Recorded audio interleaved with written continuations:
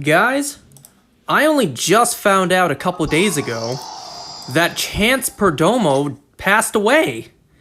And not only that, he died a year ago. Over a year ago. Well, I'm sorry, I didn't know this. I think Gen V is the first project I've seen him in. For those who don't know, Chance Perdomo played Andre on Gen V. Damn. That sucks. I only just found out. I swear, I didn't hear about this whatsoever. He was 27 when he passed.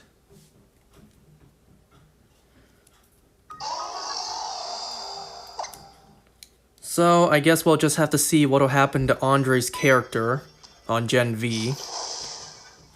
Which, given the show and how much everyone in the show wants these characters dead, I guess it's not going to be too hard to explain that the character just died off screen, but, you know, that still sucks. It's also kind of tough, given where Season 1 ended, considering they're locked in a room with no exits. So, we'll have to see. So yeah, rest in peace to Chance Perdomo. I didn't even know about this until a couple days ago.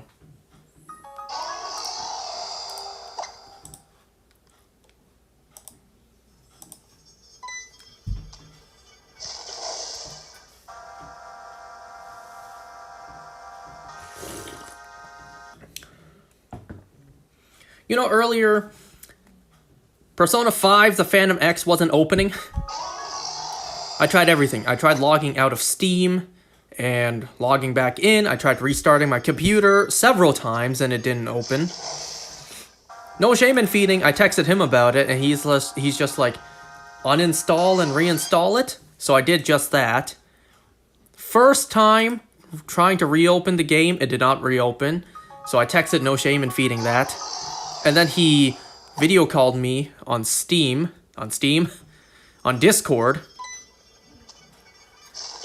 And then I tried opening the game again to show him it won't open. Well, the game opened again. And I'm just like, oh, ain't no way this game chose now to work. It almost seems like I was lying. He was also like, bro, you could have just called me if you wanted to talk. Anyways, crisis averted.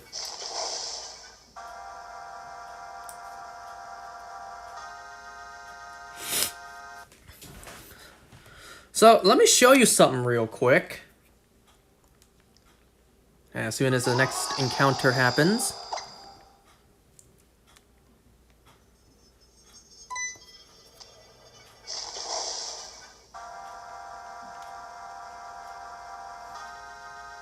Okay, so if you take a look over here, I already caught Darkrai and Dialga. I ran out of patience, so I decided, you know what? I am now going to go for Darkrai. Took a couple tries, of course, given it's a mythical. Took a couple tries to catch it, but eventually I finally did. Caught it in a regular Pokeball too, as you can see. Now all I need to do is just transfer it up. But I know there's some things I need to do first. I think I need to get it to at least level 50 and remove the move Pursuit on it. I think I need to do those two things and then I can transfer it up. I'll be honest, the Void glitch was actually very easy to do, very straightforward. No issues whatsoever. I was a little worried that something might mess up because for some of the Void glitch, the process, I would need to soft reset, which I can't do because for some reason on this game, well actually, it's not even the DSi. My DSi cannot soft reset for some reason. Perhaps the shoulder buttons don't work or whatever, I don't know. For some reason, I can't soft reset on my DSi. I tried to put the diamond cartridge into the 3DS, and the game just won't even play. The game won't even pop up. So I was a little afraid that not being able to soft reset would screw up the Void glitch. Instead, what I did was I hit the power button, go back to the DSi home menu, and reopen the game. Not exactly a hard reset, but not exactly a soft reset. Maybe it's like a medium reset. Though, thankfully, the game still counts it. It still counted. It still worked. So that slightly harder soft reset still worked.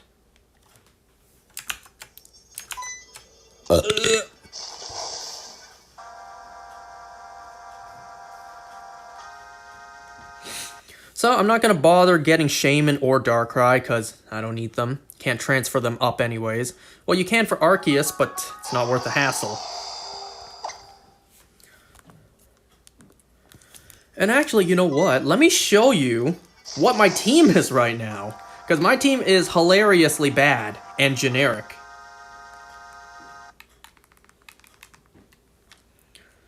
So, as you can see, my team here is these four. It was these four. Infernape, Staraptor, Luxray, Bibarel, Roserade, which I did evolve.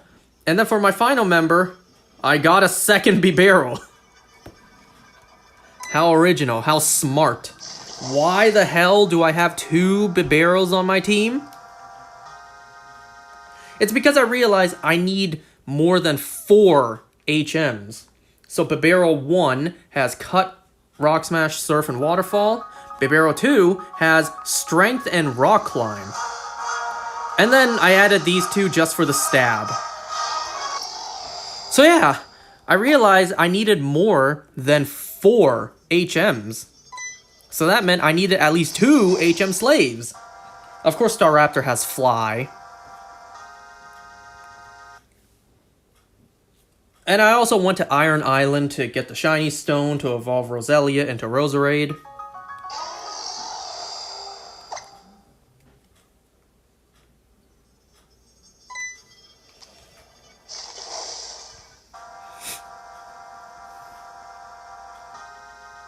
By the way, if you're curious about where I am right now,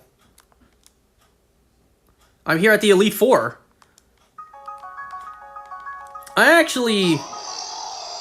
Okay, my plan is to actually beat the Elite Four. I don't know if this bum-ass team of mine can actually do it. Because we all know how Cynthia gave every Pokemon child player nightmares.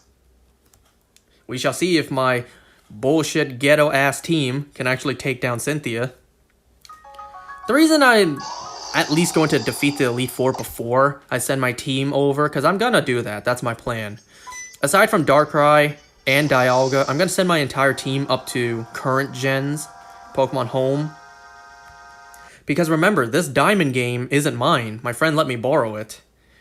So I gotta evacuate the game regardless, you know? So, I figured before I send my team over, wouldn't it be cool if I defeat the Elite Four, become the champion?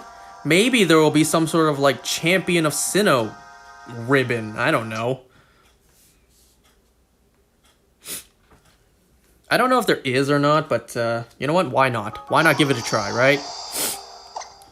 And then, this will be official. My very first ever playthrough of regular Diamond.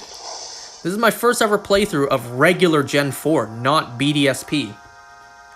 Now all I need to do is one day get my hands on a Platinum version and just see what the difference is. To this day, I have never played Platinum myself, and I purposely, well, I've seen people do playthroughs, but I purposely didn't really pay attention that much, more so just like background noise. Because I want to see for myself, like truly feel for myself what the difference is. How much of an upgrade it is. See just what the hype is on Pokemon Platinum. Why it's considered one of the best Pokemon games ever. Why it is an S-tier game for Pokemon. So I one day want to get my hands on a Platinum copy and really experience it for myself. Like I said, I didn't really pay too much attention to the story differences. Yes, I know Distortion World and Catching Giratina. Yes, I know about that. But I didn't really pay attention to the small details, like the small changes. So I shall see. One day I'll get my hands on a Platinum copy, and I shall see what the difference really is.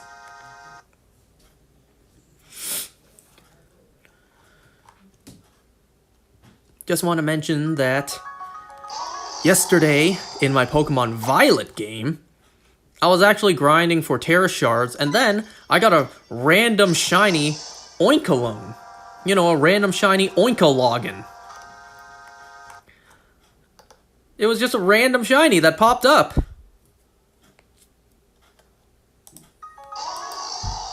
That is my first shiny Oinkologne. It was male.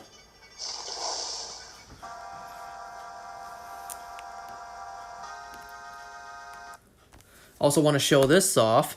My friend gave me this last time. Last time I mentioned we were going to dinner that night, and my friend gave me this. He gave me this right here. He gave me this Pokemon card. Professor's Research. Professor Willow.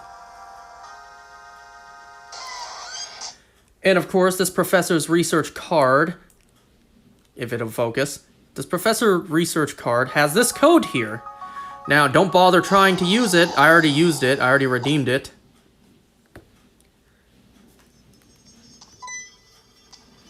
So yeah, that's cool. That's nice. It actually unlocked a special research.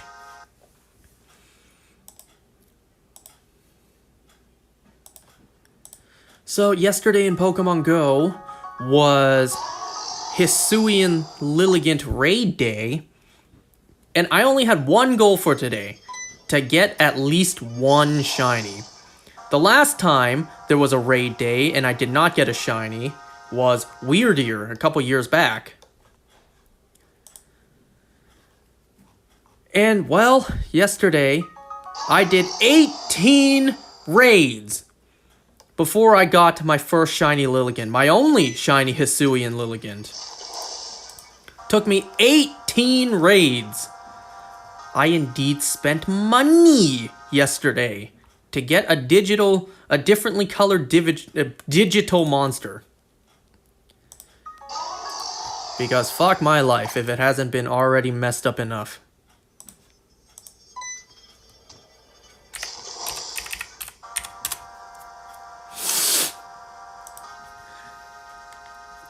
Superman Legacy is out in theaters. I still need to find time to go and watch it. I don't really want to go and, well, I watch it eventually. I don't really want to go and pay money to go and watch a woke project like Fantastic Four First Steps. So I'll probably watch that whenever it comes out on Disney Plus. Not even Disney Plus, just comes out online.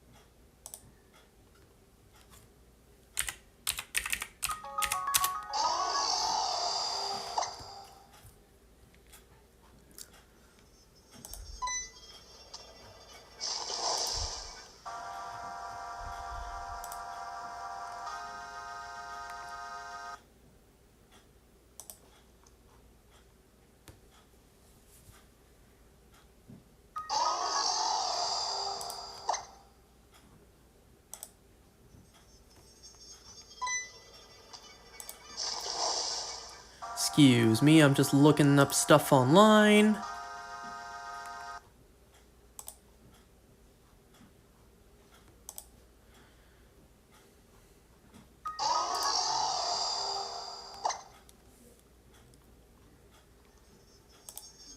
We'll talk about the shows in a moment.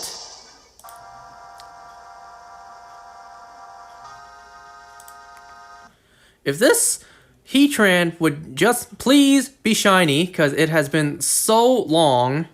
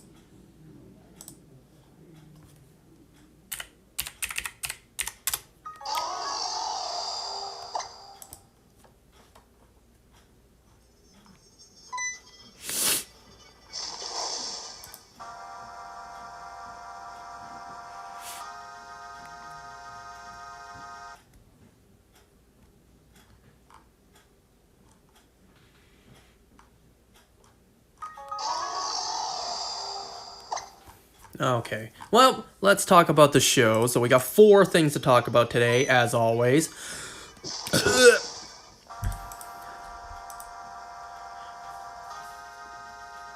We have Ironheart, episode 5. I wasn't able to watch the episode to discuss last time, but I did watch it now. I already got the ending of Ironheart spoiled. I don't care. Ironheart makes a deal and becomes an agent of Mephisto. Cool, I don't care. If this was a better show, then I would care more about being spoiled, but Ironheart sucks. So I don't really care that I got the ending spoiled. Whatever.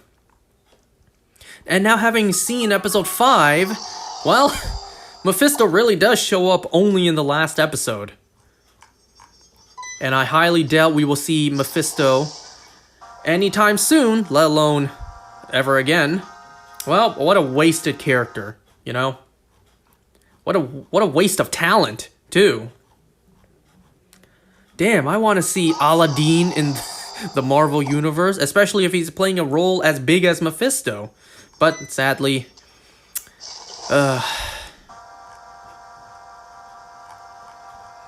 so we have Ironheart, we have Squid Game, and then we have The Boys plus Arcane.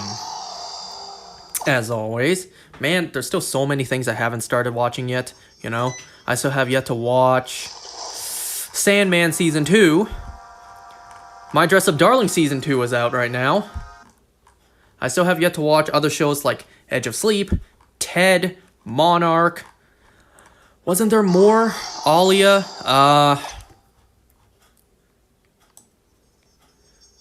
and then movies I haven't watched yet. Thunderbolts is out online. I still have yet to watch that. I was going to watch it last week. Maybe I'll watch it this week. We'll see. Oh, too many things to watch. Not enough time. Not enough hours in a day, you know? Last night, I went to bed around like midnight, and I slept all the way until, you know, the time I normally wake up around like 10 a.m. And even when I woke up, I was still tired. Like 10 hours of sleep wasn't enough.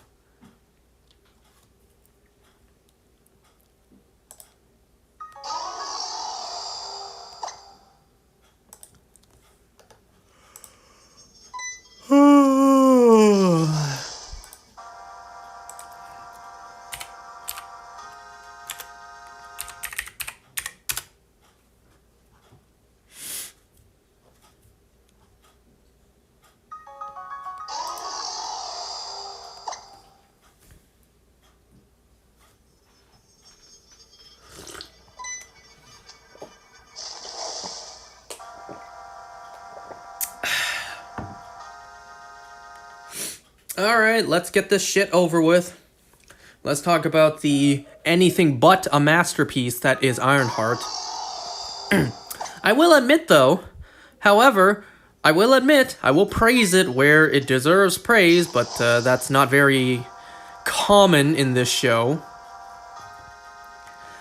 When I said last time that... Was it last time? Whatever. Whichever episode I said was the best so far... Well, I take that back, because this episode was the best so far. I would give this episode like a 5 out of 10, which is definitely better than the last one. I gave like a 4, maybe. I don't think this episode deserves a 6.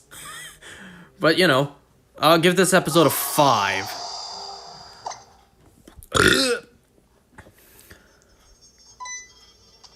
So, you know, end of the last episode, Parker and his entire DEI squad. They're after Riri now. They want her head. Pause. Because they know that she, quote-unquote, killed John. Natalie, the AI Natalie in the Ironheart suit also flew away because her feelings got hurt that her brother Xavier did not approve of her. So she's just out there chilling, and then, you know, the loser squad actually comes and snatches up the suit. Okay, what the hell was that other character's name? The daughter of the sorcerer.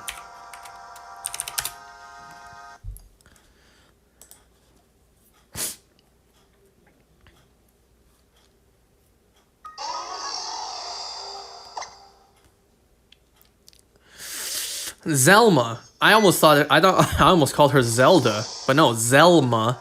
So Riri and Zelma are grabbing a midnight snack at White Castle. You know, I never been to White Castle before. White Castle's not a thing in Canada. Damn, I want to see what, you know. What the hell was a movie called again? Something in Kumar?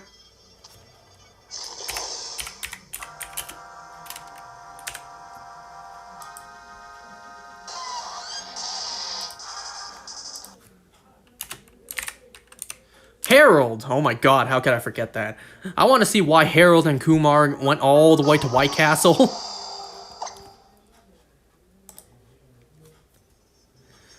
Jeez, how could I forget that name? When the brain fart hits sometime, you know, right? Anyway, so, yeah, Riri and Zelma are at White Castle.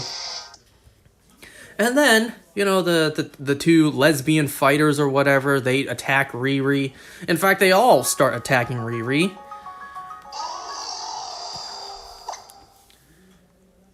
Riri, you know, she's somewhat winning the fight, but then she gets overpowered, I suppose. She's just like, do me a favor, can you make it quick? And then the force field, I guess can detect things in bullet speed, catches the bullet. I guess it's like a giant hamster ball as well, because she can push it. Alright, so the twins are dealt with, but then Clown shows up to try to take down Riri as well. And of course, because Riri's a genius, she is able to outsmart them all. Well, she makes it out of White Castle. She runs for her life because Slug is chasing her down with a truck, which has the Ironheart suit in the back. Like, that doesn't seem smart. Whatever. The Ironheart suit breaks free. And I will admit this, okay? This sequence was probably the best sequence in the whole show yet. Which is why the show... Or not the show. This episode gets like a 5 out of me. And like I said, I will give the show praise where it deserves. The CGI and visuals in this particular scene were very good. The suit breaking out of the back of the truck. And then just flying over and assembling right in front of us onto Riri's back. Visuals, very good. Very good indeed. And then the suit flies up. Flies back down, superhero landing, makes the truck crash and flip and fly. Yeah, visuals very good. I don't think the zoom in on Slug's face as the truck flips over was a very good idea, but whatever.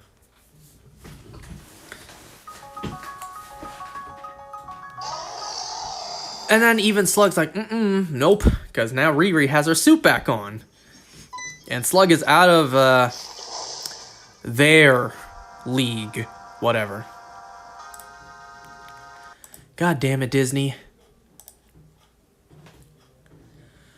Oh, so anyways, Riri tries to fly away in her Ironheart suit, but then Zeke shows up with a whole bunch of new bionics. It seems like he has, like, I don't know, electric powers now.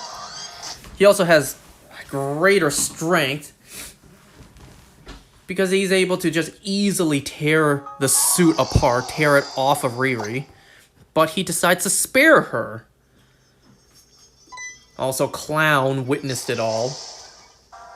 Riri goes back to her house, tells her mother, asks her mother for help, and then she brings Riri to the garage.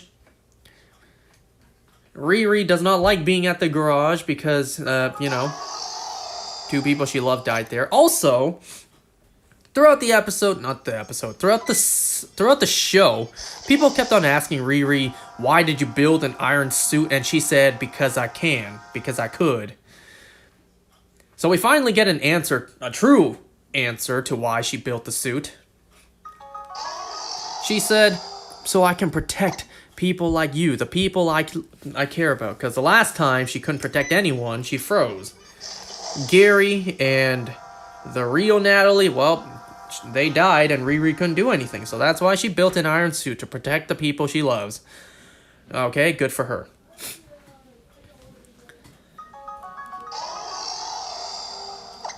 Anyway, so she goes back to the garage. She claims how much she doesn't like being there because this place is nothing but bad memories. But then, the Ironheart suit, not the suit, no, because the suit's destroyed.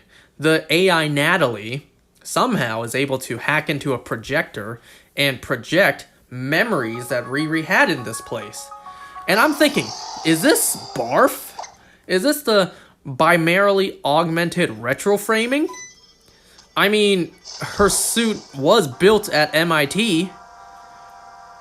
I guess it probably is.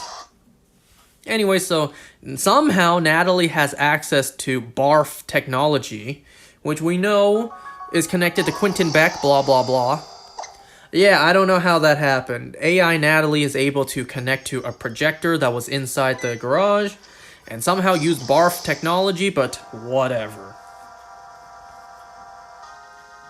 So then, yay, Riri's happy again. She gets reminded that, oh yeah, aside from the bad memories, there's also good memories. Cool, now let's move on. So they now need to make a new suit. So Riri's mother surprises her with the very cool and very clean car that was Gary's. Now, I kind of question how Riri did not notice that upon walking into the garage, because that car was parked outside the garage, the front of the garage, and they would have had to pass it to enter the garage, unless there's a back door that we haven't seen before. So I question how Riri and the rest did not see that car, unless Riri's mother left, pulled up in it, and then went back in without us noticing. Okay, whatever. So Riri needs a new suit. Their plan is to, use the car. Make Riri's new Ironheart suit out of the car. And I'm just thinking, where have I seen this before? Haven't I seen this before? A metal suit of armor made out of car parts and has car aspects? Where have I seen that before? And then I remembered. On Stargirl. Stripesy. Pat built Stripe with car parts. That's right, that's where I've seen that before.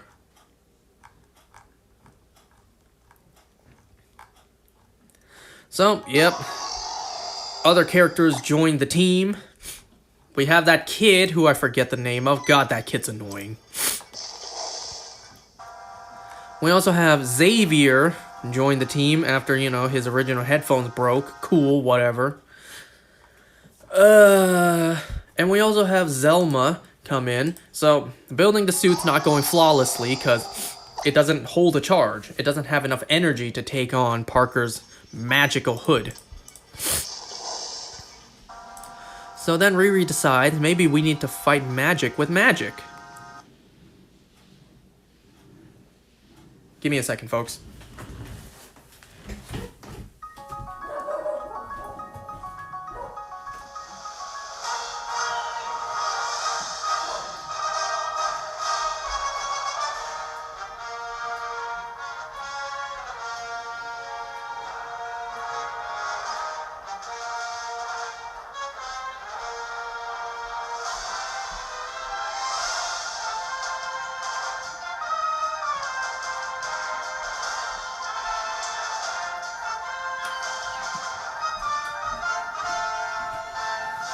Okay, I'm back.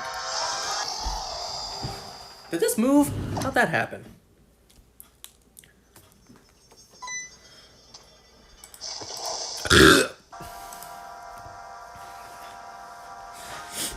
So they realize they need to fight magic with magic.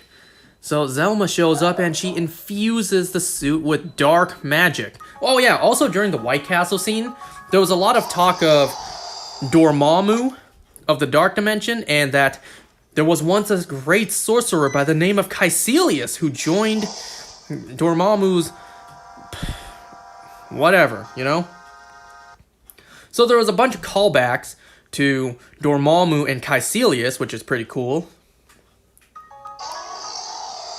And yet Riri decides to go through with it anyways. She gets told just how dangerous Dormammu is, and she decides to infuse her suit with dark magic anyways.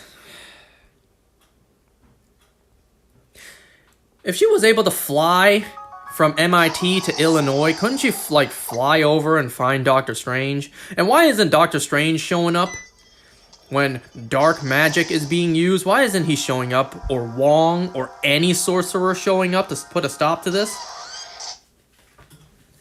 Now, that's also a great question when it comes to WandaVision, like why didn't Strange show up to stop the Hex?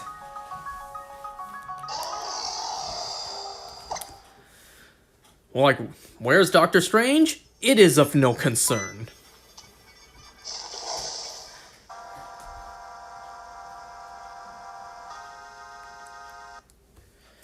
Oh, anyway, so infusing the suit with dark magic, which is a really stupid move, AI Natalie begins to fizzle out.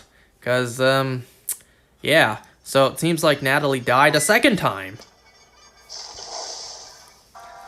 Well, there's your first storyline. Wasn't amazing. So, second storyline, you know, the DEI squad, those losers.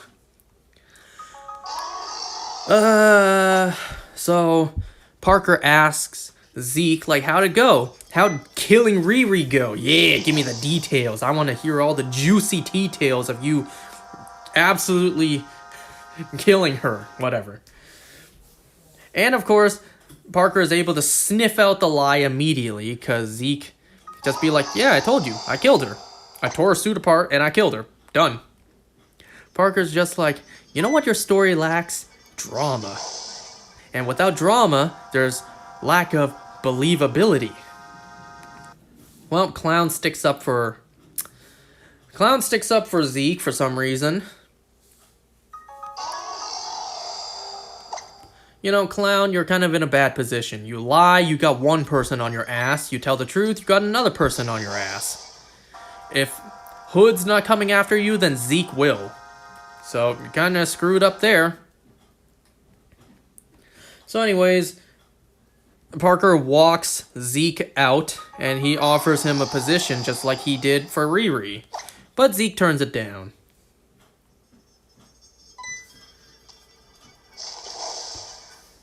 Oh yeah, during the White Castle fight, Riri also tells Clown that, you know, these guys killed Rampage. Turns out that Clown and the rest of them had no idea. So, Clown and the rest of them, well, first of all, Clown asked Slug to look up some autopsy reports. Christ. And then they asked Parker about it. You know, they argue, they fight. Parker's had enough of their shit, and he's just like, you're all fired, get out. So-called family, you know. So Parker goes over to where Zeke lives, because Zeke is he's had enough shit from his neighbor. As he about to go and confront his neighbor, Parker shows up, and it's revealed that Parker has control over Zeke and his bionic body. Good job, Zeke. Then again, you were in a pretty bad position. Your unfortunate set of circumstances that brought you here, well, in a way, it's kind of Riri's fault. But whatever. So, whatever Parker tells Zeke to do, he has to do. So they go over to the house that they robbed in the very first episode, and it's revealed that the house owner is Parker's father. At least it should be. Parker wants his own father to sign off the house, part of the company, the money, whatever. It's revealed that after Parker's mother died, his father just abandoned him, threw him out at like 8 or whatever, I don't know. Blah, blah, blah. He scares his father to the point that he signs off. Now he has the house. Now he has the money and power. Cool. The Hood is also just consuming Parker more and more, so we'll just have to see.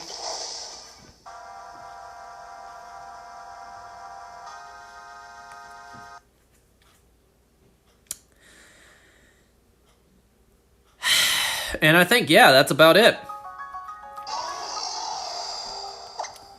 Like I said, this episode was the best yet, but it's like a 5 out of 10.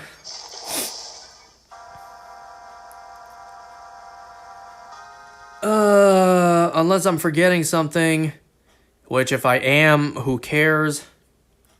There you go, episode 5 of Ironheart. One more episode of this trash, and then it's over. Just one more episode to endure.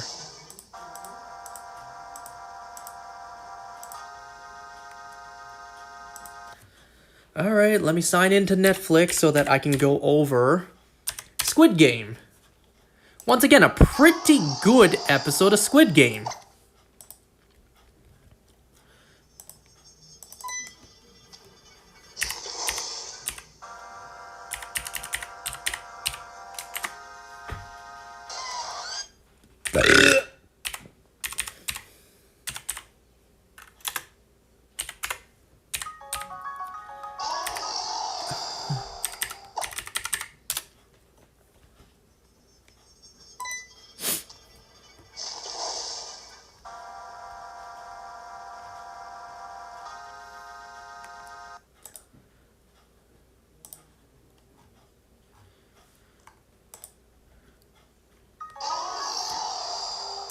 Okay, give me a second. Let me just turn off any lights that need to be turned off, and then I will be back.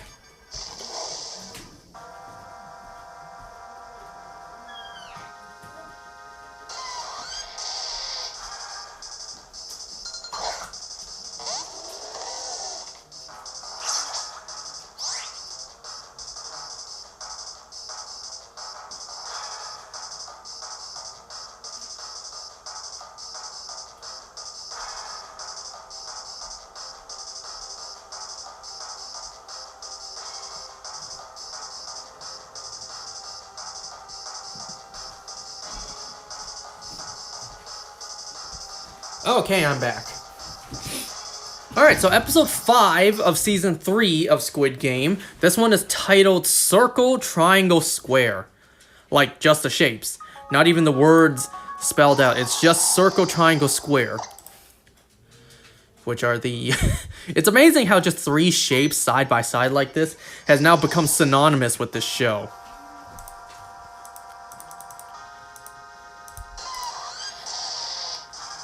So, I have a couple of theories, but I'll discuss that at the end of the episode.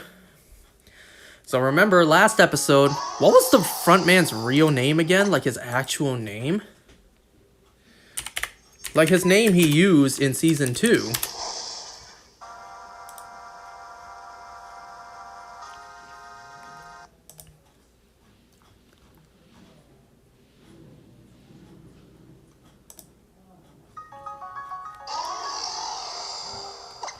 Inho, was it?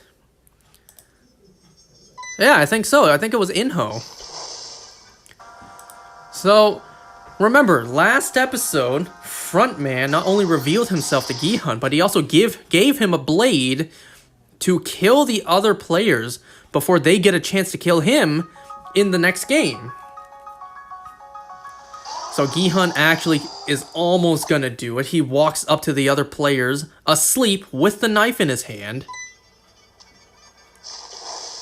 And Gi-hun gets actually really close. The blade is touching the old guy's chin. And I'm surprised he didn't wake up from that. You know, feeling something sharp and spiky touch his chin. And not only that, Gi-hun's footsteps were rather loud going across the room. I would think he would kind of try to slowly walk over, but whatever. And then, throughout the sequence, we also see flashbacks. Flashbacks to a masked Il-nam doing the same thing to Inho. Back when Inho was a player in the games, he did the exact same thing to Inho. Gave him a blade, told him, kill the other players before they get a chance to kill you. They did the exact same thing.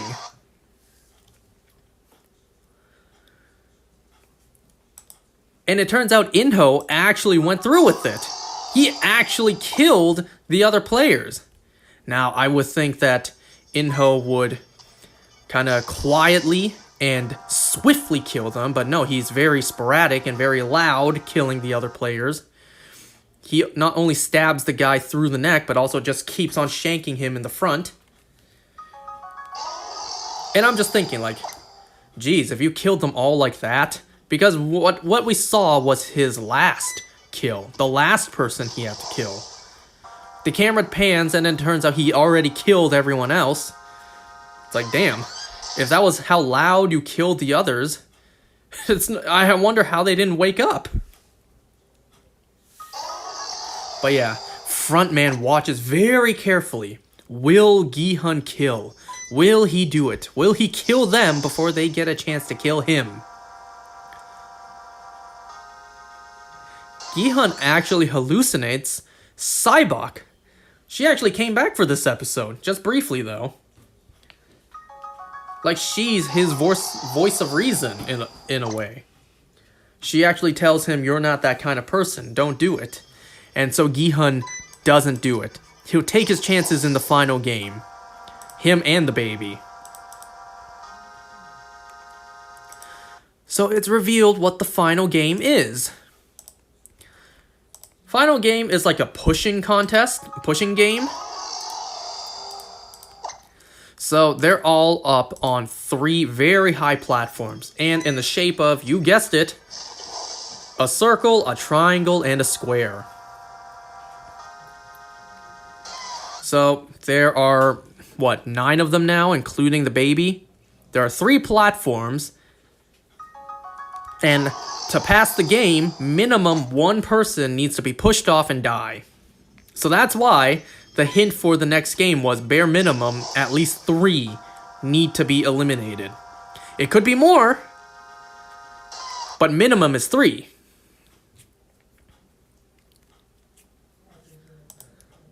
So these guys have 15 minutes to decide who to push off and how to do it. Bare minimum, 1 person needs to die. Min-Soo actually hallucinates, off to the side, Thanos. So Thanos came back for this episode as well. Makes sense. Seasons 2 and 3 were filmed at the same time. Okay, I'm gonna look up this guy's name, like his character name. Because, god damn it, I keep calling him Thanos Grunt or whatever. What the hell was his character's name?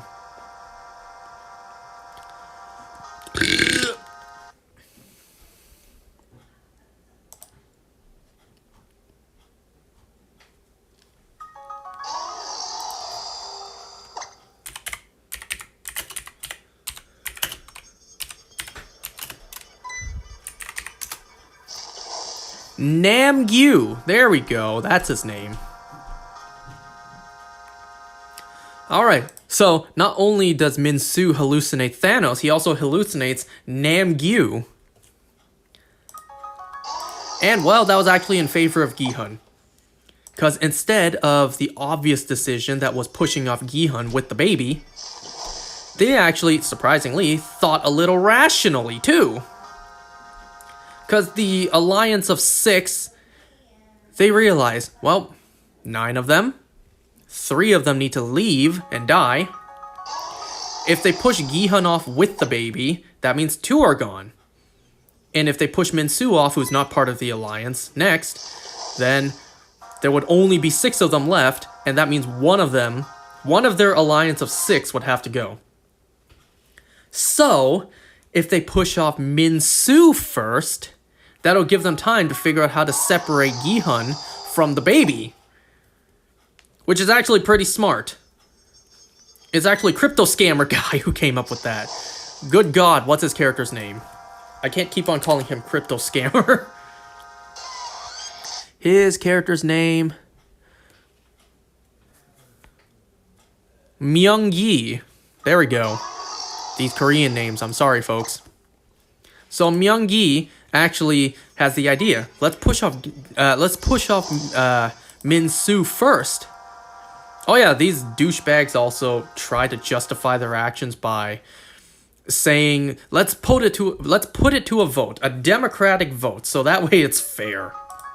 Uh-huh. Anyway, so it's decided. First game, they push Minsu off. Damn. Poor Minsu. If anyone did not deserve to die, it's him. Because he's just so timid. He's just so innocent. He really didn't do anything wrong. But it's just, you know, unfortunate position, unfortunate timing, unfortunate placement. And also, these guys know that Minsu is going through withdrawals. So they're thinking he's kind of sporadic, kind of unreliable, kind of unpredictable. Chaos is unpredictable, unknowing. There's also a pole in the middle of the platform for anyone to use. They could use it as a weapon. They could use it as a, you know, something to push off anyone if they wanted to.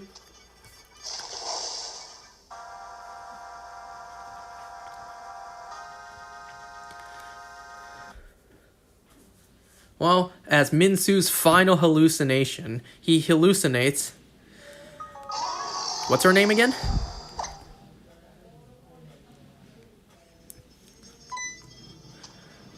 He hallucinates See-My, however you pronounce her name. For God's sake, he only cares about this one person that he met for like a couple days. So that's the last thing Minsu saw. His hallucination. Well, he gets pushed off and poor Minsu dies.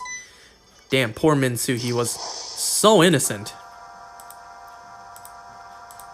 So it's time for the next round.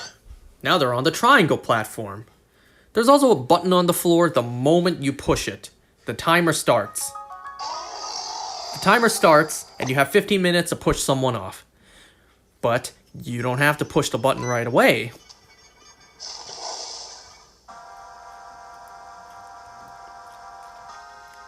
Alright, so next platform, they need to figure out a way to separate Gi-hun from the baby.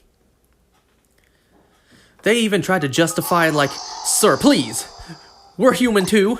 It's not like we want to do this. But please." Gi-hun actually puts doubt into the guy who, you know, has the pole on him. Because he's just like, how are you sure they won't turn on you afterwards? Won't they pick you, the easiest target? Because if you push me and the baby off, then one of you guys would have to go. Hold on, let me go close the door real quick.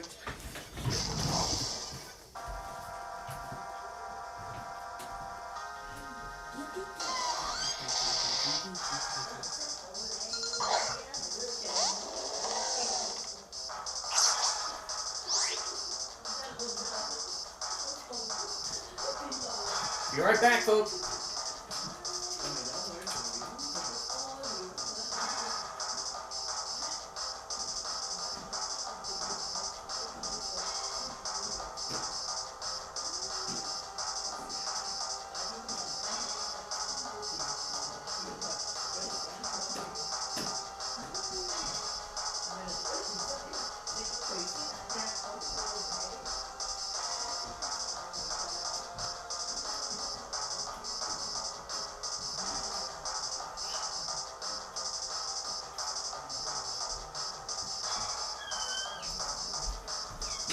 Alright folks, I'll be right back. My mom wants me to let the dogs outside to pee. So I'll be right back.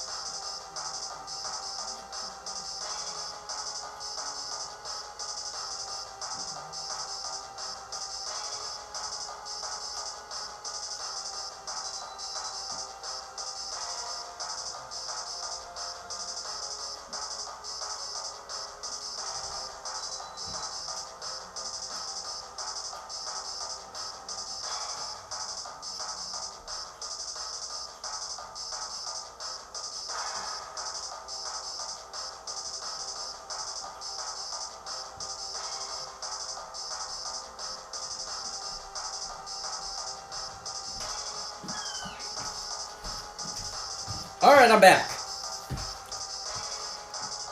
You can see the earth shake as my fat ass walks across the room.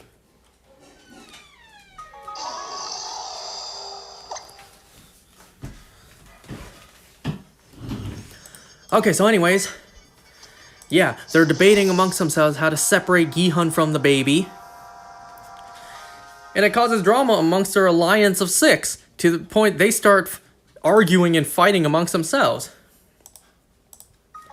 And then, Myung-gi, he has another idea. His idea is to first of all use everyone's jackets. Wait, no, to rock, paper, scissors. And whoever loses the most, to use everyone's jacket to tie up a little insurance for the person who lost. And that person has to separate Gi-hun from the baby by offering, hey, let's draw strings or whatever. Draw cards, draw whatever. That way it's fair and random. Because a diplomatic vote kind of isn't fair. So they're just like, come on, we'll do the drawing over here. It's like, no. Gi-hun's like, no, you give it to me and I'll do the drawing. But then this idiot actually tries to attack Gi-hun to the point Gi-hun actually takes out the knife he has strapped to his back. He cuts the insurance rope off of him and then almost throws him off himself. But then Myung-gi is the one who uses the pole and pushes that guy off, revealing to everyone that the baby is his.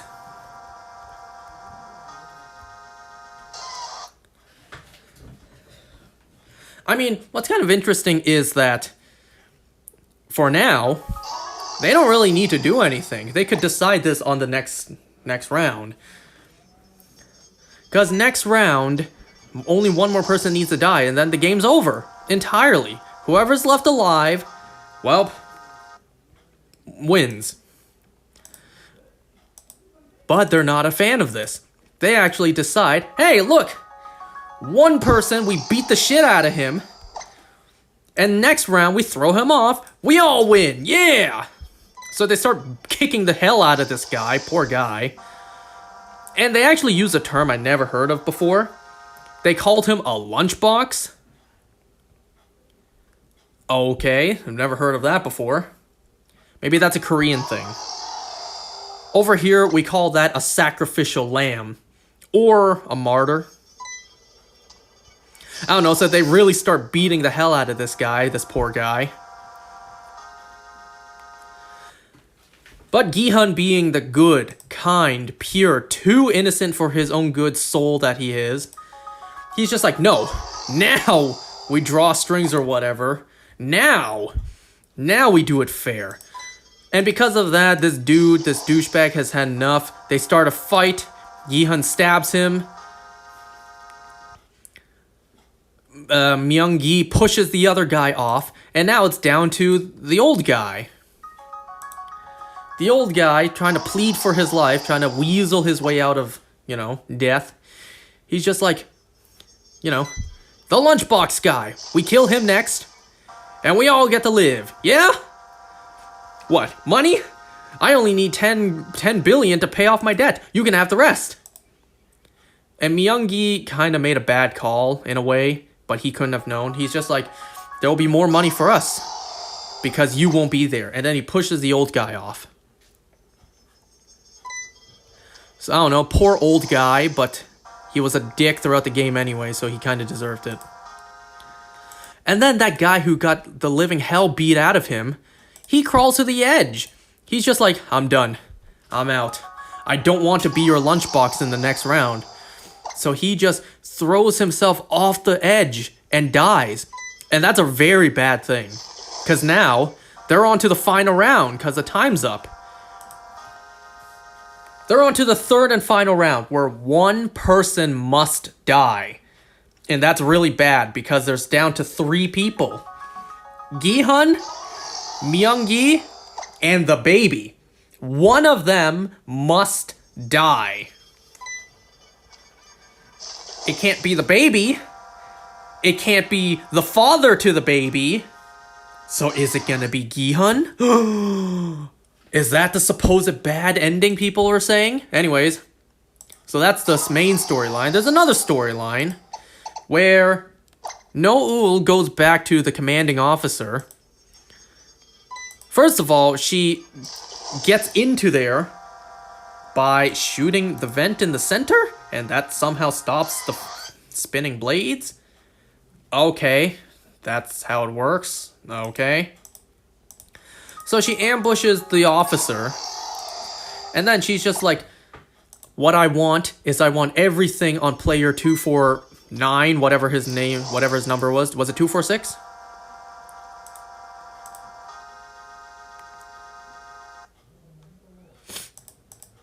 Yeah, 246.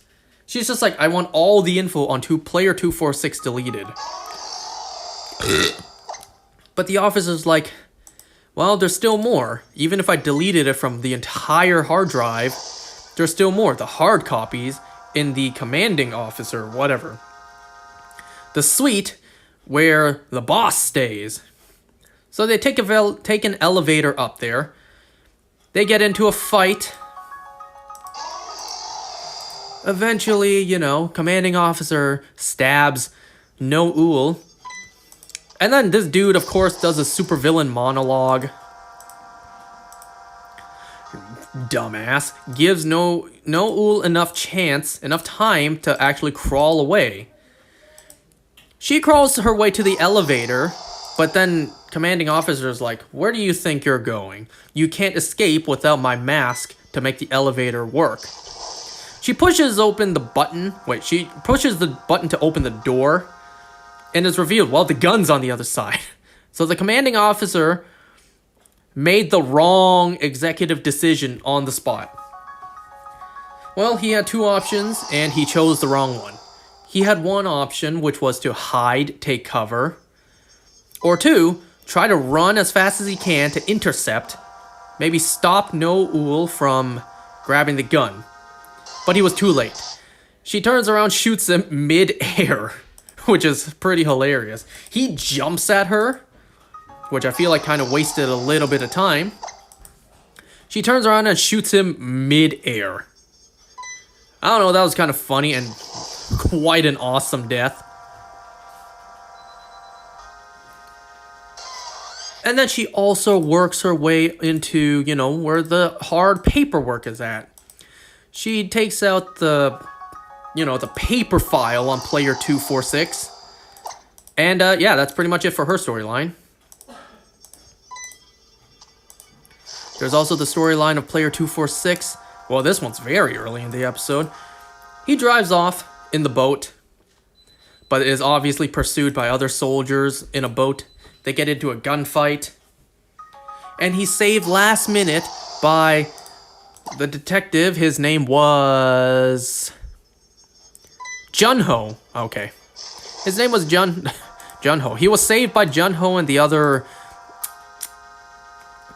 hitman last minute.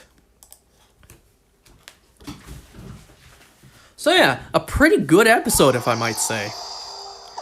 There was... I do like the detail that Gi-hun actually believed Gi-mi when he said he's the baby's father. Because Gi-hun remembered seeing the two of them talking during the jump rope game. Like, he actually does believe that he's the father to the baby. So, I have a quick theory. Which, by the way, folks, this is it. This is it, folks. This is the last time this show will be good in my eyes. This is the last moment before the show gets ruined for me forever by the supposed bad ending. It was a great ride while it lasted, but you know, all great things must come to an end. We would hope for the ending to be good, but hey, we don't always get that in life. So yeah, this is the last time I will have this show in my mind as something good and, not ruined. Once I watch the next episode and the show entirely is ruined for me with that bad ending, that's it. There's no going back. Well, it was fun while it lasted. So I have a quick theory about what we saw in this episode. So early in the episode, we saw a flashback to Inho and Ilnam. Ilnam was wearing his fancy-ass owl mask. He gave Inho the blade, and he actually went through to kill the other contestants. I'm kind of thinking, was Inho doing the same thing to Gi-hun? Maybe thinking Gi-hun could be his successor? Maybe Gi-hun could be the frontman to his manager? Or the founder, whatever, the boss. Because Ilnam did that to Inho. And in Inho doing that, actually made him one of the leaders of the whole operation. So I'm theorizing, was Inho doing the same thing to Gi-hun? Gave him the blade, see if he would follow through. If he did follow through, maybe Inho would be like, I have chosen you, Gi-hun, to be my successor, my right-hand man, my next in command, my second in command. One day, this entire operation will be yours. And then Gi-hun accepts, hilariously. Maybe that's what was going on in Inho's mind.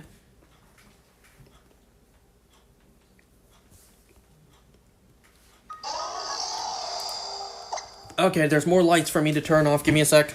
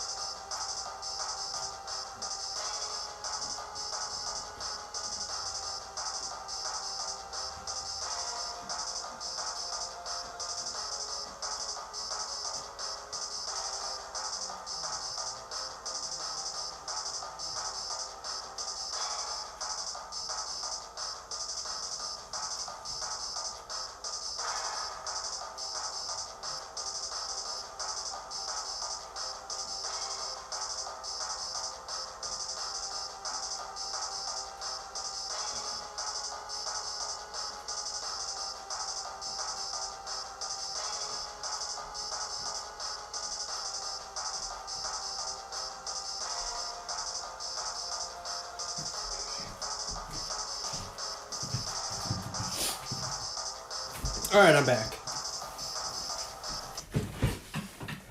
And my theory for the final episode, we shall find out if I'm right or wrong in the next time.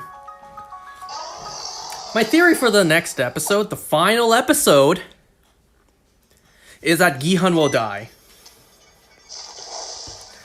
That was already my theory.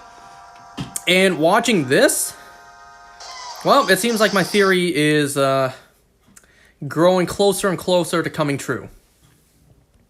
Because the final three contestants, Gi-hun, the baby, and the baby's father.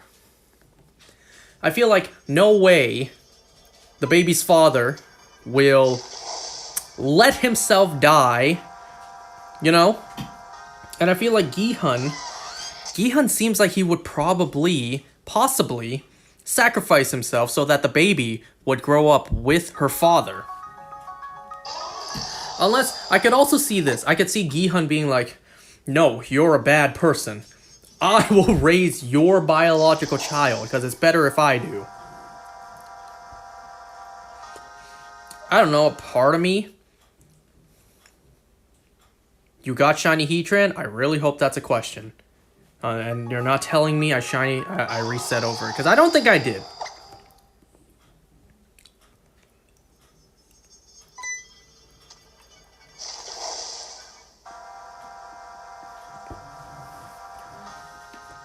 Unless the supposed bad ending is all three of them die, and there's no winners. The game just continues because now there's no one to stop it. I really want to see just how bad this ending is. But I shall find out next time. One episode left before the show is ruined forever for me.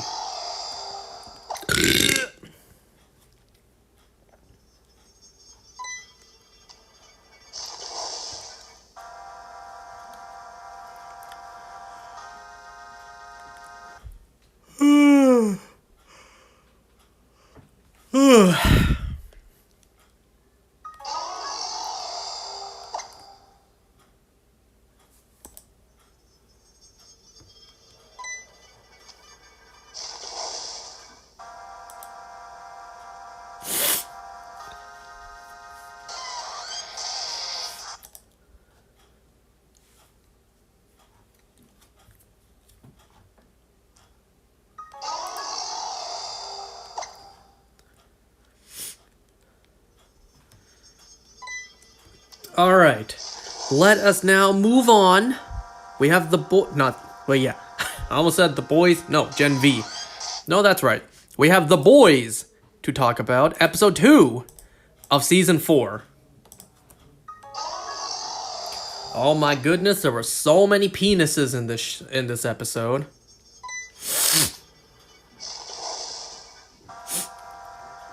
And the thing is, they were all the same penis.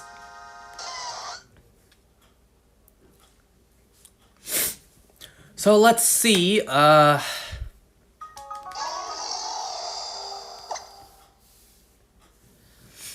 couple things happened, of course.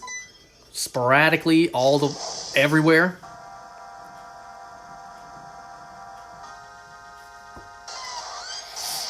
How did this episode start?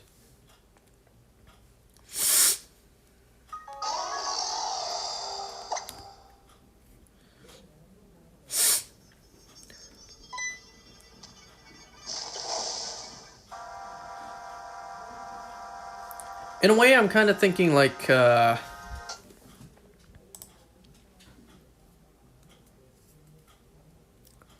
okay, so, I'm really trying to think, how did this episode start?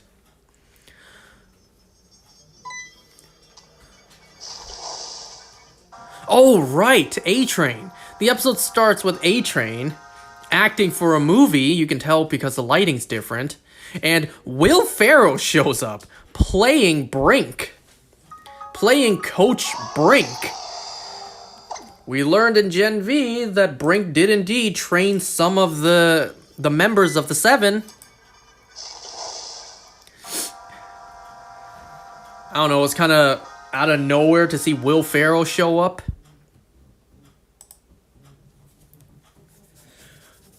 Let's see. There was also this thing where Butcher reveals to the rest of the boys that he's dying and that he's been keeping it from them for like the past 6 months.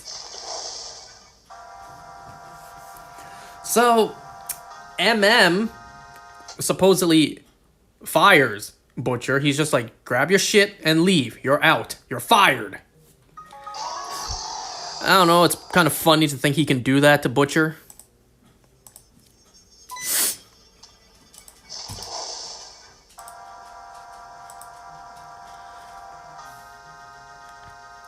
We also see over at Vought that they are planning Ryan's first save. So they have a whole pitch meeting going on. They have Ryan wear a small version of Homelander's suit. And, of course, Sister Sage is there, and she says, your entire plan is stupid. Let me fix it. So there's this training sequence of you know, how they're going to play out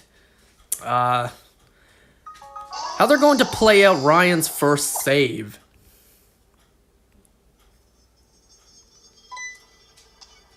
So they have this entire, like, scripted choreography where this dude named Koi, he will hold someone at gunpoint and Ryan will save the person. There was also the scene where Sister Sage and Ashley, they get into a bit of a disagreement in the elevator. Deep comes in and he's just like, hey, for Ryan's first save, I have a suggestion. Let me be there. I'll be there. I'll be a part of it. They also don't want Homelander to be part of Ryan's first save because, you know, they want Ryan to take the spotlight.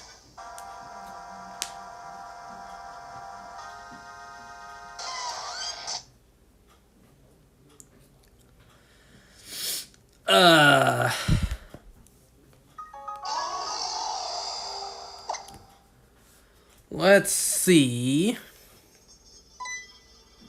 So they figure out that, you know, how the bodies ended up there at the rally, the fight at the rally. They realize must be A-Train. How could those bodies show up somewhere else and then suddenly pop up here? You know, the bodies of Todd and the other two. Well, yeah, A-Train. So Annie and Huey go and find A-Train, and while the rest of them, they go and look for Sister Sage. Also, Huey is pretty upset with his mom, because his mom abandoned him so long ago, and turns out that Huey's father changed his will.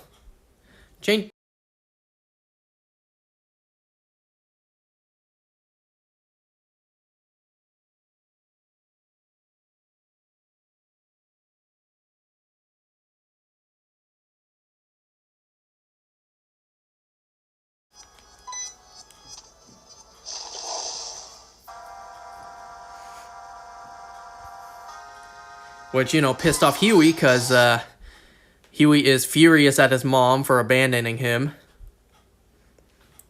So Annie and Huey, they go over to wherever Huey was, wherever A-Train was. They're about to intervene, but then, you know, they see that A-Train, he's with his nephews. He's with his brothers. I think his name was Nathan. He's with Nathan's sons, telling them a bullshit story about the supposed save. And Nathan is pretty upset with A-Train because, you know, kind of got him paralyzed and handicapped. So he's just like, boys, I told you, your uncle's no hero. And I don't want you to, and I want you to have no part of with him, whatever. Because the save that A-Train was trying to tell his nephews, it was part of a sound stage.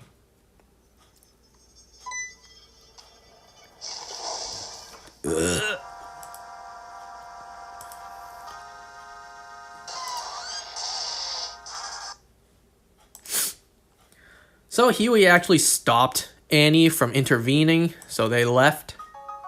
A-Train later on gives them the flash drive with information on, you know, the kills.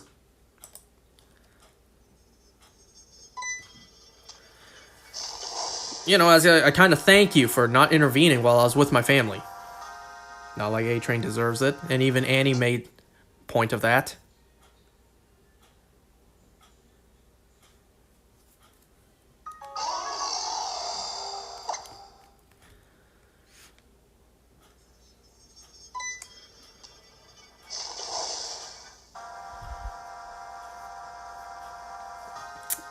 So they go to this, like, truth con. Also, it seems like not Huey. It seems like Frenchie is avoiding Colin throughout the episode. It's revealed why at the very end. So, first of all, they go to this, like, Vought Inn, which I swear to God, I've seen in real life before. It looks identical. The outside of the Vought Inn looks exactly like the Monte Cristo Inn here in Canada. Because that's where the convention's being held. So, MM Frenchie and Kimiko go to the Truth Con. Well, first of all, Butcher was already there. Butcher was already there at the inn. And he's just like, well, if I'm not with you guys, I am just a concerned civilian doing something. So I guess Butcher did find a loophole to be a part of the group again.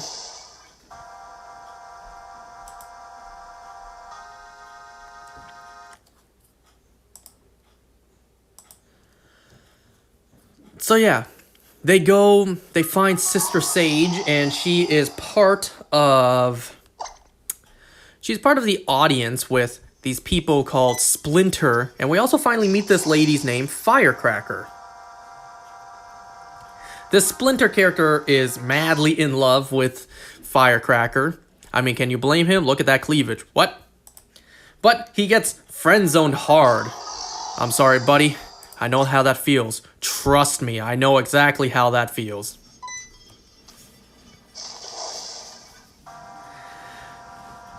So, one of the Splinter guys, he gets up and leaves. Frenchie and Kimiko follow. Actually, Kimiko is heavily wasted because she had like 8 cans of beer, the A-Train beer. They go into this place and, oh my god, I saw a human centipede. Of all the same guys, too! So Splinter is jacking off to a picture of Firecracker with a bunch of himself just doing the human centipede. Oh,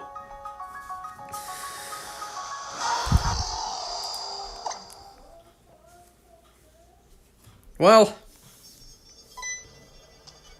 Sister Sage afterwards talks to Firecracker, where she reveals a location and a time, which was obviously a trap.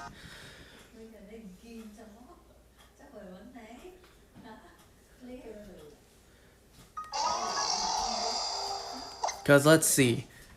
Frenchie, and Kimiko, they go over, and, there's no meetup, it's just a trap set up by Sister Sage, because she instantly predicted it.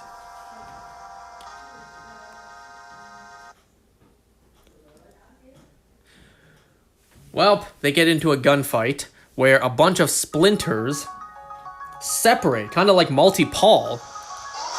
Only unlike Multi-Paul, whenever he separates, he loses his clothes too. So we saw a lot of Splinter penises. And my question is, so someone like he got the gun, and he was able to shoot down a couple of them. Why didn't he just do more? Why didn't he just shoot more of them? Shoot all of them until all of them were gone.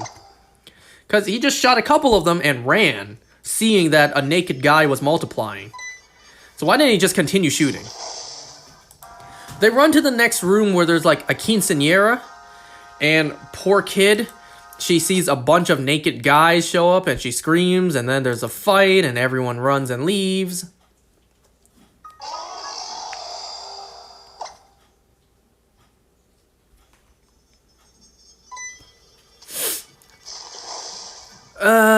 So yeah. Butcher joins the fight. He actually is about to sacrifice himself to get everyone out, but then they come back to save Butcher. In the process, Butcher kills Splinter Prime, which I guess if you kill the Prime, you kill all of them. It's not like Multi-Paul and Duplicate, where as long as one is left alive, then the person's still alive. If you kill the main one, the Prime one, then all of Splinter is dead.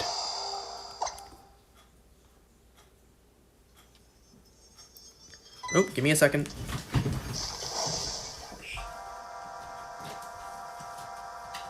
Stop.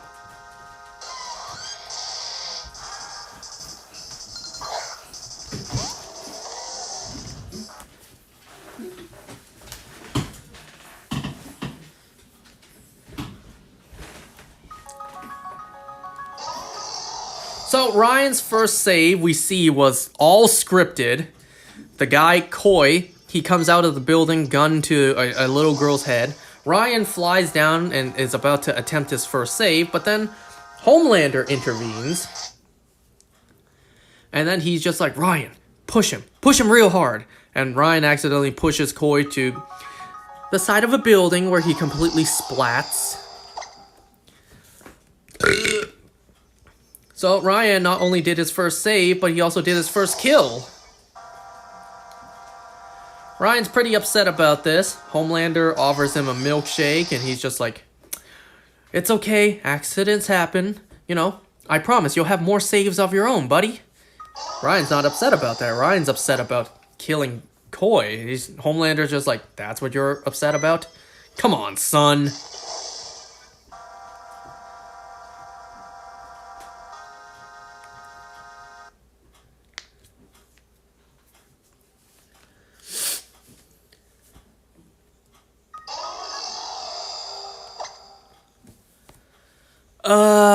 What else was there?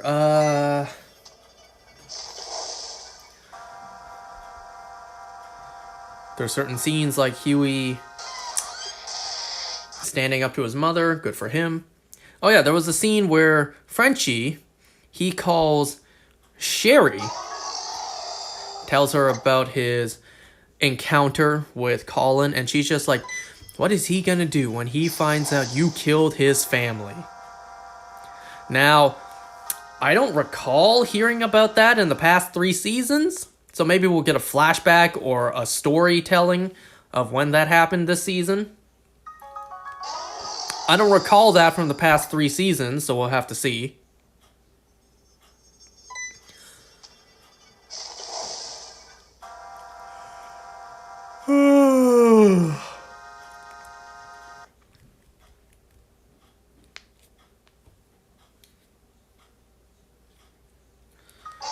There's also this scene of Butcher talking to MM, borderline apologizing in the Butcher way. Not really apologizing. So Butcher tries to be like, well, I screwed up everything in my life. I don't have time to fix it. Please, let me do one good thing while I have time. And that is save Ryan. But I'm kind of surprised that MM did not accept. Given that, you know, Butcher has like 6 months left to live.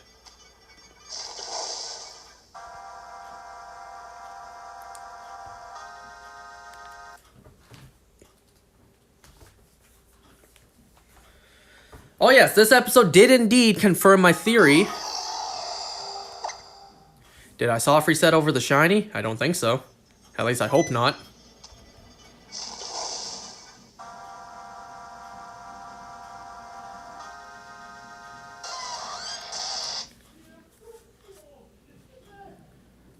Anyway, so this episode did indeed confirm my theory about Black Noir.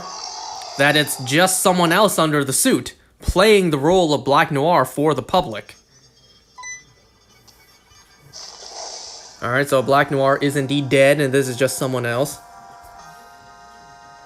A part of me wonders if they're just having the same actor, like in real life, the same actor still playing Black Noir, but he's speaking this time.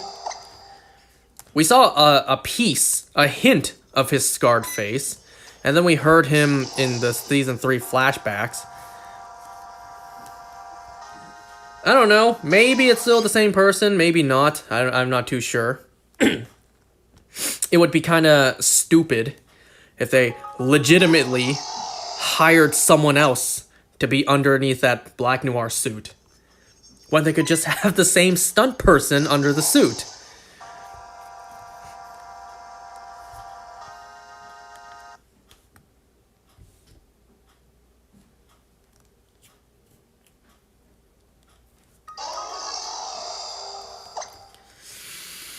Oh, I'm trying to think. Was there anything else in this episode?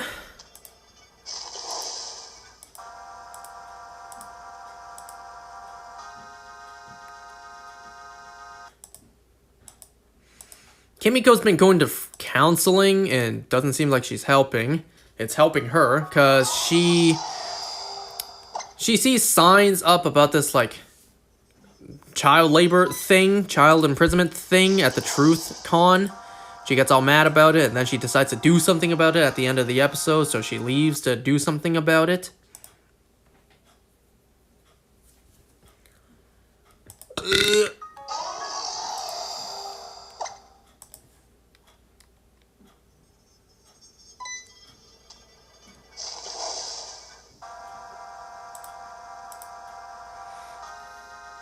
Trying to think, and I don't think so, unless there's something else about this episode I missed. I think that's it for the most part.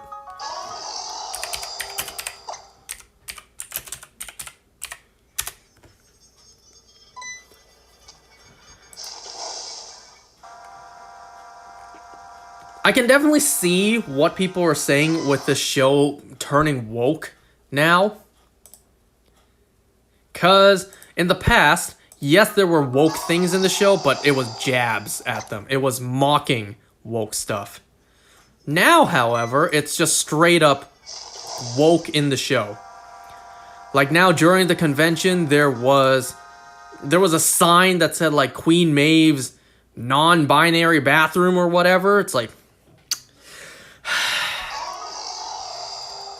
in the past, at least it was jabs at woke, but now it's legitimate just woke in the show.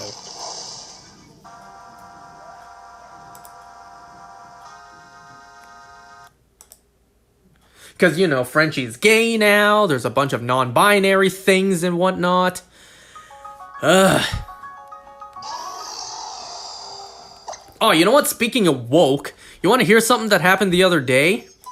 So, the other day in real life, I heard for myself the woke mind virus.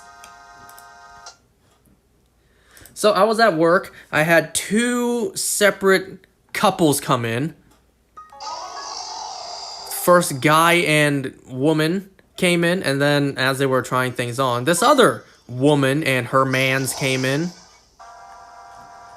So she came in, she complimented the first guy. I should also mention the first guy and the first lady. Well, you know, not the first lady, but you know what I mean. The first woman who was in the store that day. She had rather short hair, like a guy's haircut. So she had short hair. And the other lady, lady number 2, was talking to the guy. And she was talking to him like, you know, she was at first complimenting, like, yeah, you look great with those on. And then she was just like, ask your fiance, girlfriend, wife, husband, and then cut herself off. Like, oh shit, I shouldn't have said that. Good job, lady. I really heard that the other day. She was just like, ask your fiance, girlfriend, wife, husband, cuts herself off. And then, you know, lady 2 talks to lady 1, and she's just like, men, right? They can't choose like the donkeys they are, or whatever she said. She says something like that. She basically did call men donkeys and whatnot, like we can't choose. Maybe that's not exactly the phrasing she said, not exactly the way she worded it, but that's essentially what she said. Comparing men to donkeys and saying we can't choose for shit. You know, I find it so hilarious actually hearing the woke mind virus in real life, you know? Lady talks to the guy and is like, ask your fiance, girlfriend, wife, husband, and then cuts herself off, realizing, oh shit, I shouldn't say that.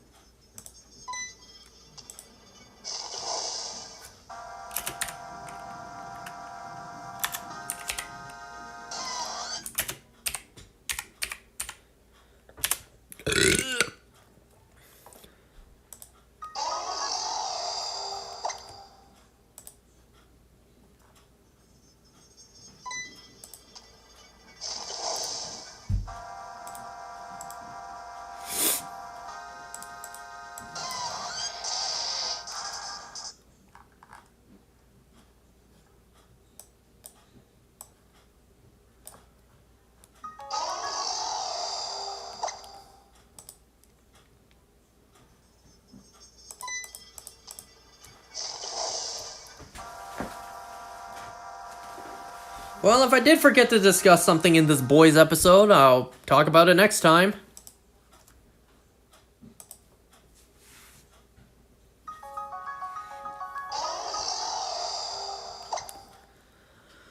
Alright, one more thing to discuss. Let's talk about Arcane Season 2, Episode 2. So the first episode primarily followed Vi and Caitlyn. This episode primarily follows Jinx. Oh, I also want to mention one thing that I said last time, and I thought about it. There's no way I did not know Kevin Alejandro voiced Jace. There's no way I didn't know that, because I've looked up the casting several times before. I guess I just super forgot. So yeah, I feel like I've made it a point to mention in the past Kevin Alejandro voices Jace. Because I feel like there's just no chance I did not know that.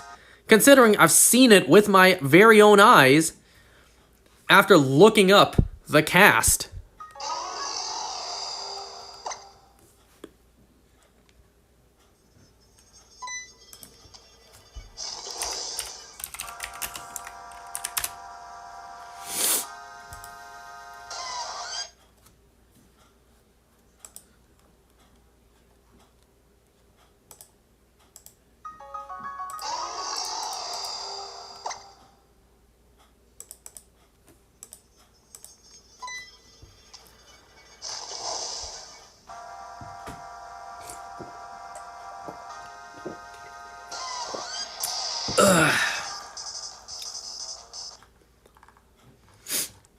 You know what's another thing I need to do? So I replayed Legends Arceus. Something I still need to do is catch the remaining legendaries, and as well as that free shiny Ponyta. I already caught the legendaries that I needed to for the plot to get Arceus. I still need to catch some of the post-Arceus ones, like Giratina, like, you know, the Mythicals too. Actually, I think that's it. I need to catch Giratina, Darkrai, Shaman, Manaphy, and Fione. Of course, for those ones, I also need to start up a separate BDSP and Sword and Shield file. Which shouldn't be too bad. You know, I don't need the full game, I just need a save data for it.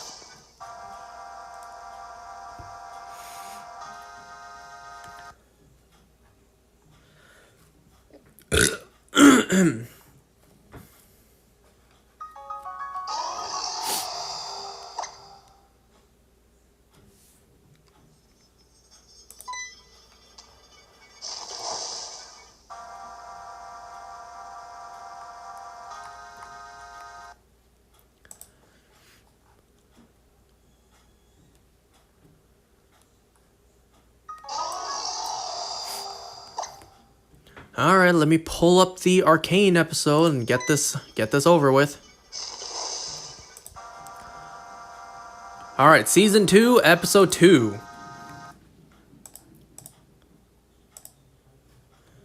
So, the episode opens up with Jinx, I believe literally. I wasn't sure if this was metaphorical or not, but no, I think this is literal. She's literally burying Silco. She is letting Silco fall to, or sink to the bottom of, the lake or whatever. And it seems like Jinx really is upset. She does have regrets for killing Silco, because Silco did, in a way, raise her. So Jinx is now saying goodbye to Silco, burying him, letting him fall and sink to the bottom of the lake or wherever this place is. And once again, I like the second season's intro much better. We finally get to see the characters instead of the strange statues. So now with Silco gone, the Underground Council is kind of debating what to do from here.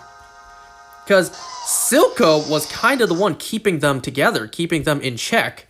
Without Silco, it kind of goes into chaos.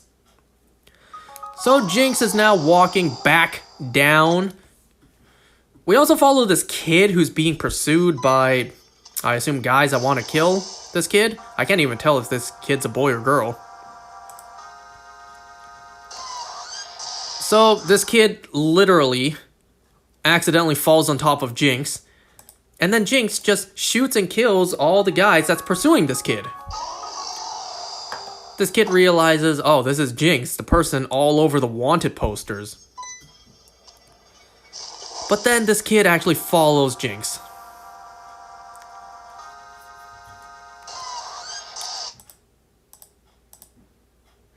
So we meet this new character, who I bet probably will be in this one and only episode. What was this character's name again? It was... Hold on. This character's name was said once in the episode. It was Smeech. There we go. This character's name is Smeech. Kind of looks like exactly how he described a bat with no rings. A bat with no wings, so a rat. Kind of looks like a spider monkey to me, given the way this character moves.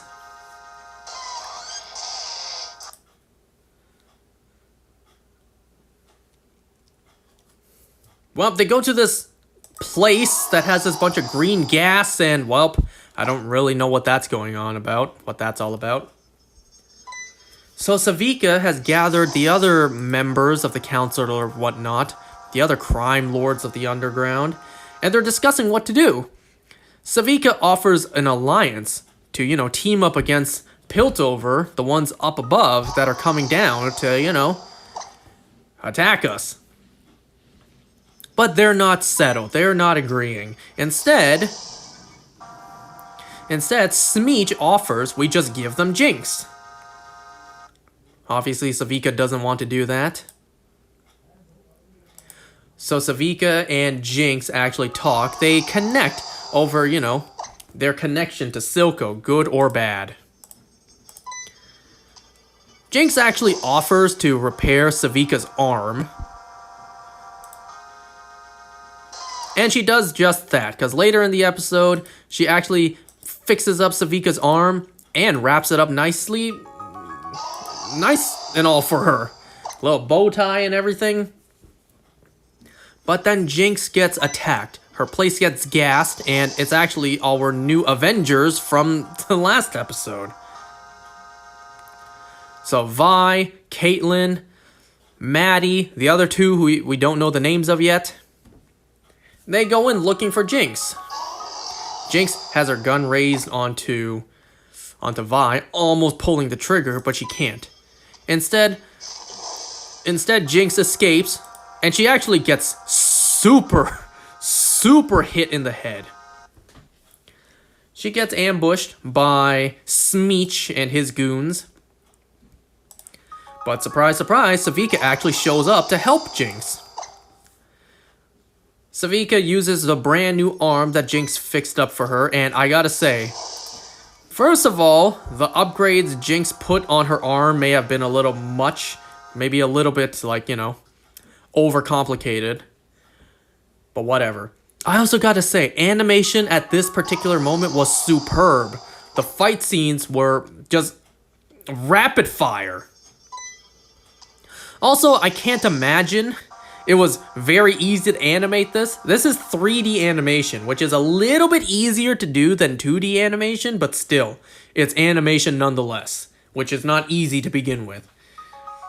So given how smooth and rapid the animation was here, I can't imagine it was easy to do. But hey, it paid off, because we got a visually outstanding animated fight scene. We have Savika fighting Smeech. Obviously, Savika wins because, of course, she does. Seems like she kills Smeech as well, so I highly doubt Smeech will be back. Watch me be proven wrong in the next episode.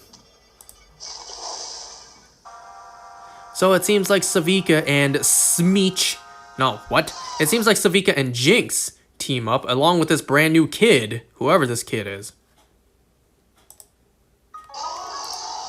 Well, that's pretty much their storyline for this episode. So up over at Piltover, we see Victor wake up. His body has been transformed by the Hex Core, and he says goodbye to Jace. He officially just cut ties and parts ways with Jace.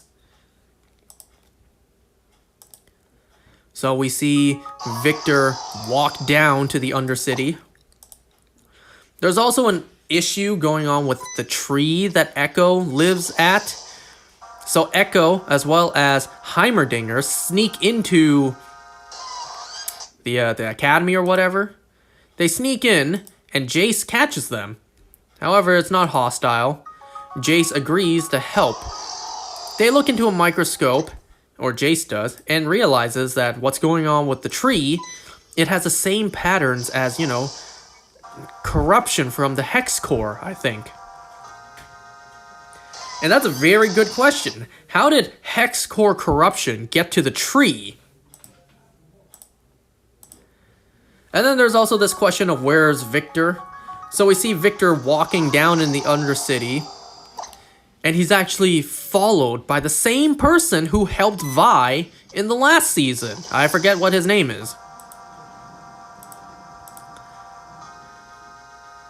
We see at the end of the episode, these guys, these pussies, try to jump Victor, but they can't pull through it.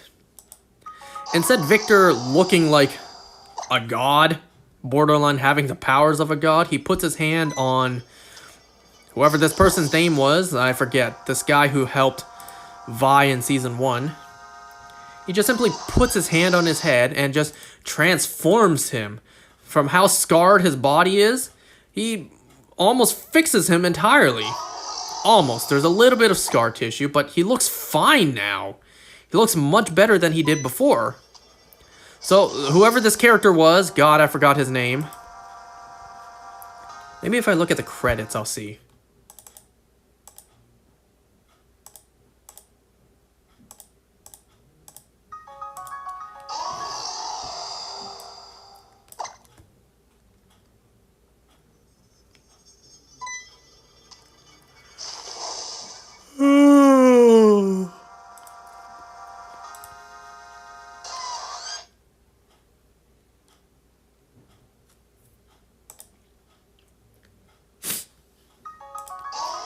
Well, just a quick glance at the end credits cast. I don't really recall what his name was. Let's see.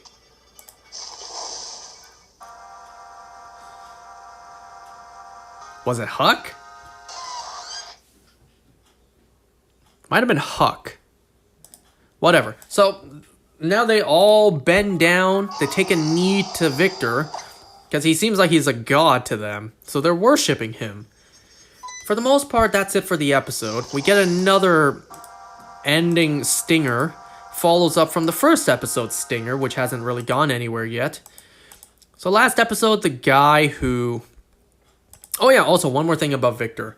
He actually was following the voice of Sky. He can actually see something in the air and he follows the voice of Sky. So that's what kind of compelled him, what led him down to the underground city. So yeah, we see at the end stinger, this person is experimenting on the body, the blood, the organs of the wolves that this person killed from the last episode. We see, you know, a little plate of eyeballs, fangs, and even a beating heart that is being injected with something. And that's it for the episode. Oh, there you go.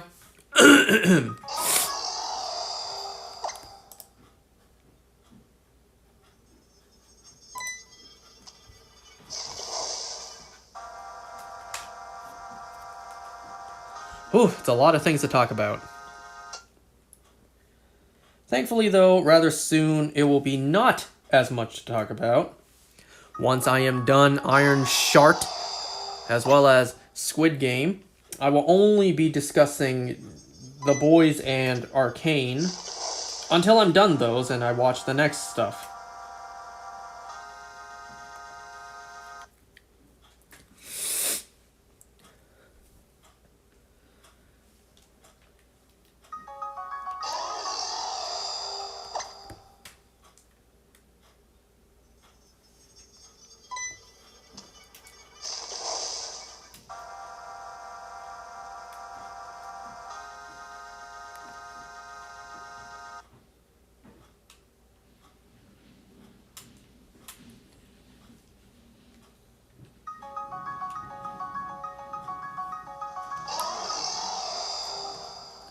There's also a couple of shows coming out in the fall. We got Daryl Dixon Season 3, as well as Peacemaker Season 2.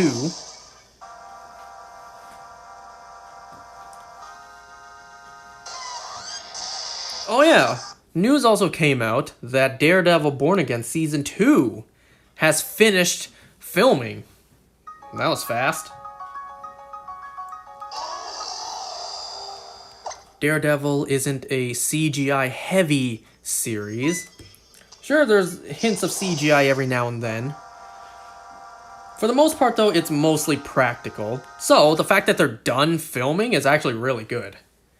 Gives them plenty of time for post-production and reshoots if they need.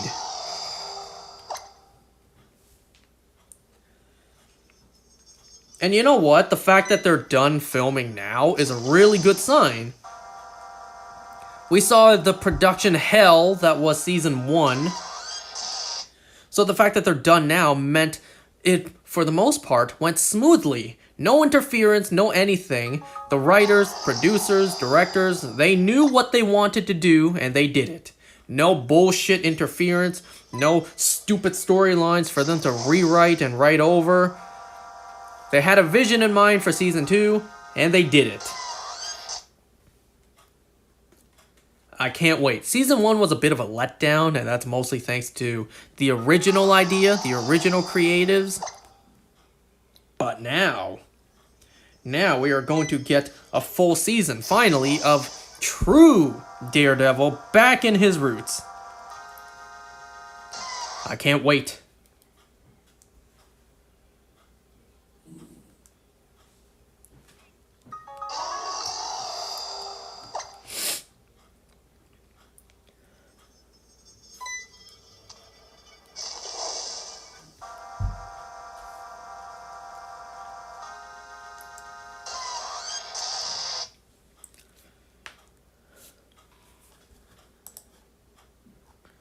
Alright, so one more episode of Iron Shit.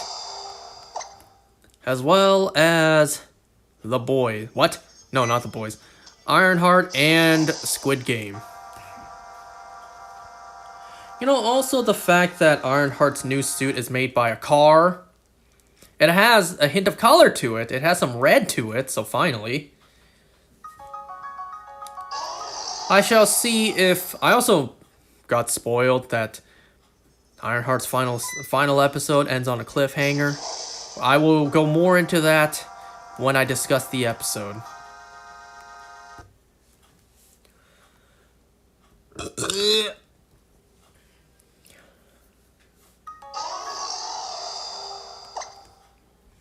Alright, well, a couple more minutes of doing this, and then I will call it for tonight.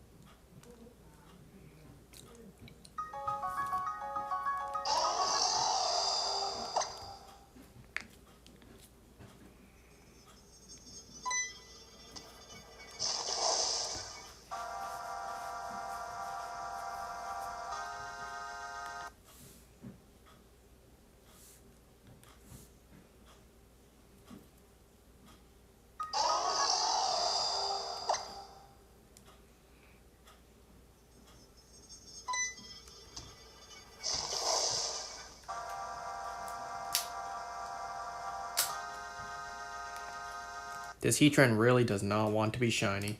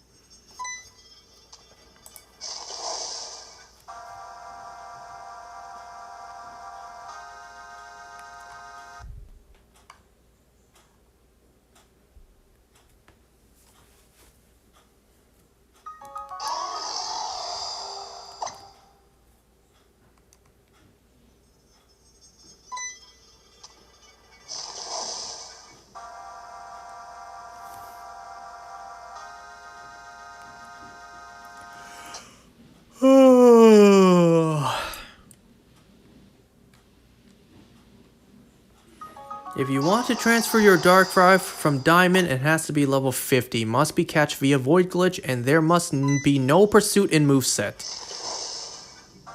Just wanted to make sure of that.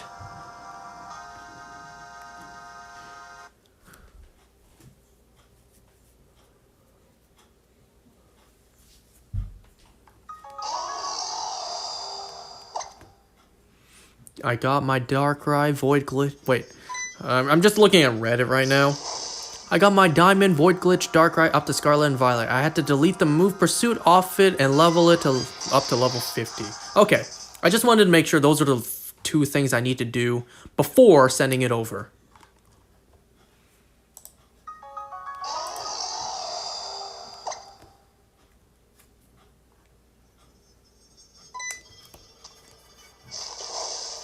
So where is the move deleter in Diamond and Pearl? Oh man, you say nice shiny. Did I screw up? Man, you people always tell me nice shiny in chat or you got the shiny, not even a question. That always makes me wonder, did I reset over the shiny?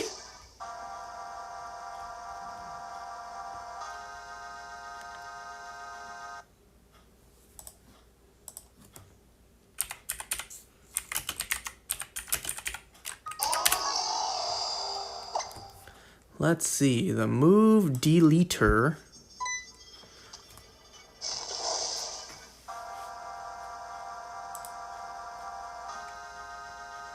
Okay, move deleter is at Pastoria.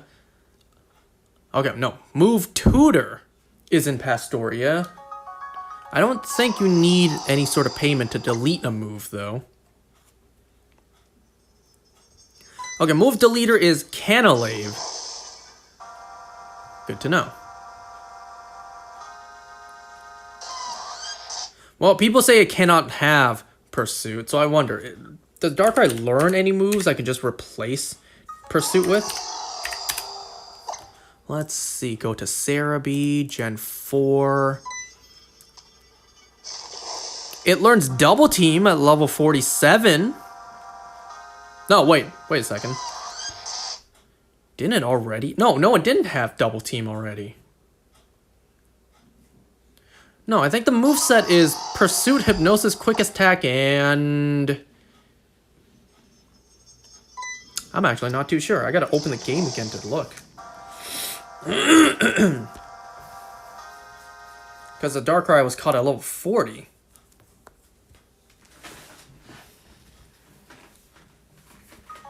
You know, I never transferred from Gen 4 to Gen 5 before, so this will be a new thing that I will be doing. 100 years shiny hunting Heatran. 100 years. I'll never get to the other things I have to shiny hunt. You know, I have a good number of things planned to shiny hunt after this. Oh god, you have to catch them in Gen 5. I do know about that stupid crossbow mini-game, as if I'm playing Link's crossbow training. I shall see just how annoying that is. I think I saw online, if you don't actually catch them, then... too bad for you. Like, there's some sort of time limit. And then you basically just have to try again until you catch it. I think I also saw online, you can only do one at a time, or like, you know, a box of 6 at a time. So if you have hundreds to transfer from Gens 4 to 5, let's see how patient you are. Thankfully for me, I only have 8 to transfer from Gen 4 to Gen 5, being my party of 6, Darkrai and Dialga, because why not? I need to evacuate the game anyways.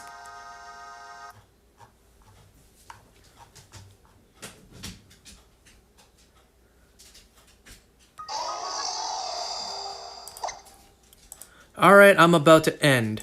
Perhaps I will watch the final episode of Squid Game tonight. We shall see. Okay, one more reset, one more encounter, and then I'll call it for tonight. We still can't get our hands on a shiny Heatran! Why?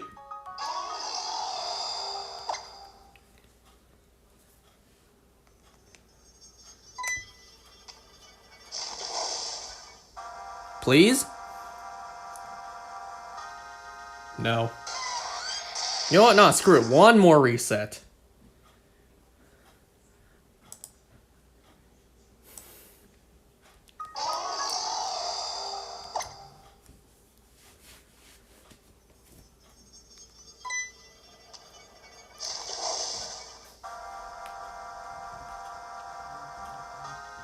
Okay, nothing. Again. What a surprise. Well, folks, I will continue to hunt Heatran until I get it. I don't care if it takes me 100 of these, I will do it until I get it. Which is hopefully next time. Okay, bye.